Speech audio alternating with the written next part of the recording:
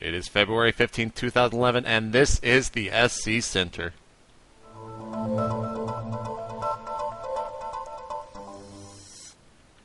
What's up, everyone? JP McDaniel here, joined by Patrick O'Neill. Patrick, how are you doing? I'm good. I think we might both be getting a little sick, but otherwise things are going well. How are you? I'm coughing a lot lately. I don't know why, but very excited today. Tuesday, always a good day because we do state of the game, but more on that a little bit later. What is going on with the Competo Cup right now, Patrick? Well, I do believe Maus Mara won the latest Competo Cup. We're not 100% sure on that, but makes sense. He's been doing really well lately. Yeah. And VT Gaming number 5 Open Tournament, the semifinals go live tonight at 7 p.m. Central Standard Time, with Cruncher playing against Pokebunny and Optic Zero playing against Perfect. Now, what happened in JP and Friends recently? Yeah, so we had Greetorp on last night for JP and Friends, and it was, I got to say, probably one of my favorite episodes, if not the favorite episode so far of JP and Friends. Greetorp is a really great person when it comes to analyzing his own gameplay and also the gameplay of others. I actually learned so much from that just from listening to him talk about each of the games and each of the matchups. And then when we got to the coaching session, I'm pretty sure that he's the best coach so far that we've had on JP and Friends. And I have actually uploaded that to Blip TV, so you don't have to watch a 5-part video. You can just click it once and let it play for the hour and 20 minutes or so that we recorded. So we'll have that in the description, and hopefully you guys enjoy that as much as I enjoyed doing it. What is Root Gaming going? What do they have going on for them later tonight? The Root Gaming Success Pays Invitational Tournament, which is a pretty hyped-up tournament they're doing, kicks off tonight with the round of 32 and round of 16. There's some big names in the Invitational and a $1,300 prize pool, which is nothing to sneeze at, including QXC, Pain User, Cats, In Control, Select, Slush, Machine, Kiwikaki, Dodoro, Phoenix, Vibe. That's actually a pretty good lineup, especially when it's only 32 players. So I'm sure there's going to be a lot of players going real hard for this one. Can you talk to me about the 12 weeks with the pros that goes live tonight? Yeah, Mr. Bitter back again. It seems like he does, I think, 4 or 5 of these a week. But Idra actually confirmed last week that he would like to finally come on after initially telling Mr. Bitter no. And now I believe In Control is going to be playing a show match tonight after State of the Game. I think it's supposed to start at 1 a.m. Central. And Idra is going to be commentating on that. I'm not really sure of the entire deal. I thought that it's going to be In Control against Idra with Mr. Bitter commentating, but just tune in. It's going to be great regardless of who's playing, because Idra will be there, Jeff will be there, and of course Mr. Bitter will be there as the host, and that should be good fun. You can tune into that at justin.tv/MrBitterTV tonight at 1 a.m. Central. And more recently, we had the GSL announcing they're going to be using the GSTL maps, which had kind of been rumored around but never actually confirmed. They actually did step out and confirm that recently. And now Blizzard is actually saying that they might they're considering these maps for the ladder. What does that really say to you, Patrick? That says, thank God, finally. I mean, these maps are way better than the current map pool. I think most everyone agrees, and pretty much everyone's looking forward to it. And speaking of the ladder and Battle.net in general, 1.21 went live, I believe. I haven't downloaded the patch yet, haven't had a chance to play, but no new balance changes, and I believe no new maps yet, but a bunch of bug fixes, including, for instance, the way Zerg Creep destroyed plants, and also some SC2 Galaxy Editor fixes. In other news, some pretty cool news, actually. Boxer was sponsored by Razer yesterday. It was finally announced. Razer had long been hyping this. Well, for a few days they've been hyping who they were going to announce, a big new name. The question is, are they sponsoring Slayers, Boxer's team? Yeah. We're gonna figure that out. I mean, I don't know. I'm trying to figure out exactly what Razer's doing, but for now, Boxer is sponsored by a pretty big name in esports. Yeah, I mean, he's got Intel behind him, too, for his team. I mean, he's raking in the money right now, is basically all that. As per usual for him. I mean, yeah. This isn't anything new for him, but it's still awesome to see Razer putting more and more money and attention into esports. In Italy, the Ultimate Gaming Championship from March 31st to April 3rd will be putting out $30,000 in prizes for about a dozen different competitions.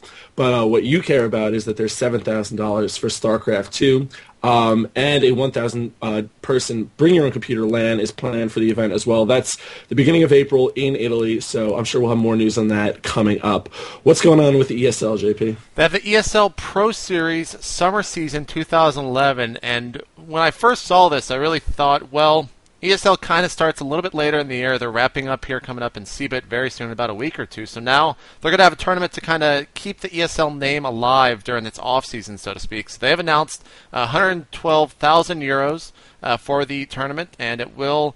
Do they have a start date? No. So it's 12,000 of these euros will be split among the Starcraft 2 champions, and there's 6 different competitions, and that's almost all the information released. You can go check out the news post over at Gosu Gamers in the description. And Patrick, I heard you wrote an article over at SK Gaming. I did, as usual. This one was about the foreign invasion of Korea is the title.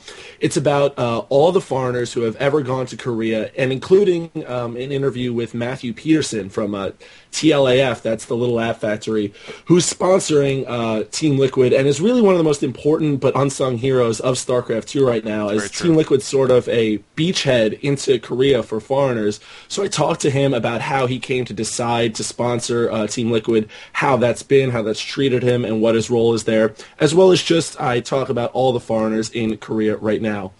But let's talk about the Code A brackets in the next GSL, shall we? Yeah, so I do have the bracket open. We're going to be putting this in the description, and me and Patrick are going to run through this and kind of give our predictions. You guys can tell us how wrong we are or how right we are. Whatever you want to do, just post in the comments on what you think about the Code A bracket. So looking at this, I'm going to go ahead and go first. Losira against Legal Mind. I'm pretty sure Losira will take that.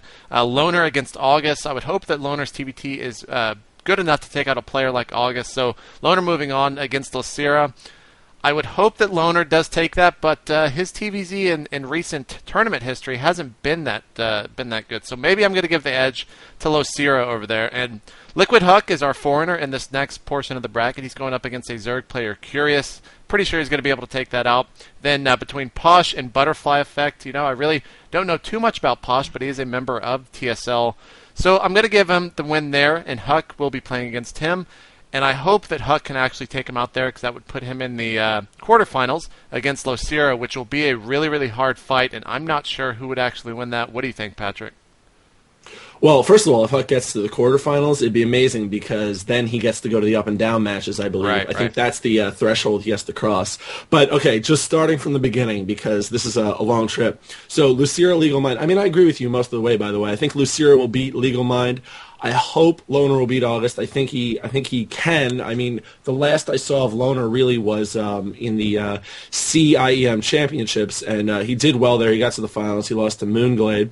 I think that'll happen, and I do think Lucira probably has the edge against Loner in the next round. I think Huck can beat Curious. I think Huck in PvZ and PvT is really, really good right now. His PvP is where he keeps on getting knocked out of foreigner tournaments.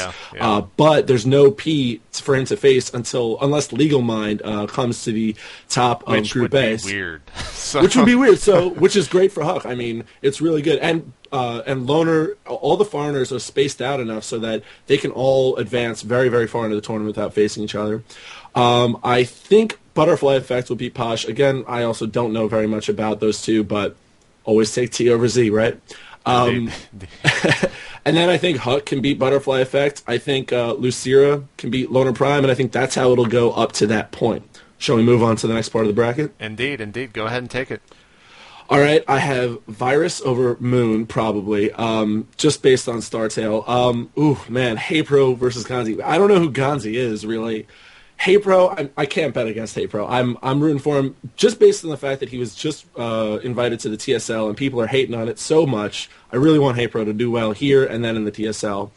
I think Ace will take it over next Coco. I think Lee Nakfoyu should take it over Yu-Gi-Oh! And God help him, he better make it into Code S this season. Yeah, he should.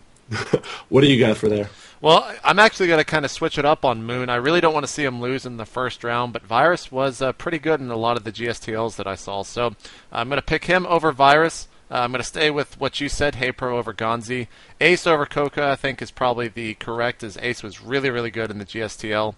And Lenok should win over Yu-Gi-Oh! I don't think that's going to be a problem. It's going to get interesting, though, in the next round, with probably Ace playing against Lenok, Heypro against Moon, which is going to be a weird ZVZ, and also a ZVP. But I would think that Heypro could probably take out Moon, and Ace...